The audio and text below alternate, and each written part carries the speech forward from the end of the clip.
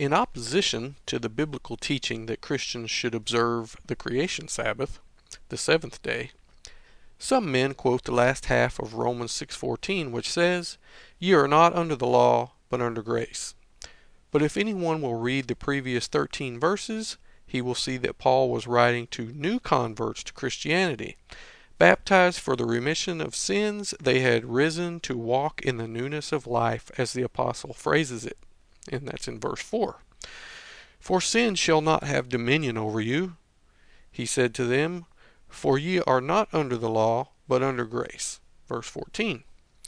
Before they became Christians, they lived under the judicial condemnation of the law. God says that the whole world, 1 John 5:19, which includes all Gentiles as well as Jews, is under the law in this sense. Now we know that what things soever the law saith, it saith to them who are under the law, that every mouth may be stopped, and all the world may become guilty before God. Romans 3:19. But now the Christian believer, having been pardoned of his offense against God through Christ's death, did not live under the shadow of divine justice's disapproval. They were not under the law.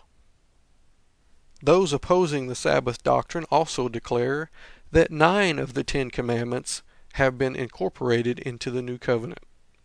Paul said, "Ye are not under the law," Romans 6:14, in AD 60.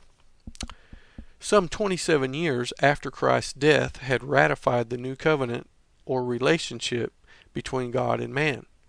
But if at that time 9/10 of the law still remained in force, as some argue, then Paul ought to have said, "Ye are 9/10 under the law and 1/10 under grace."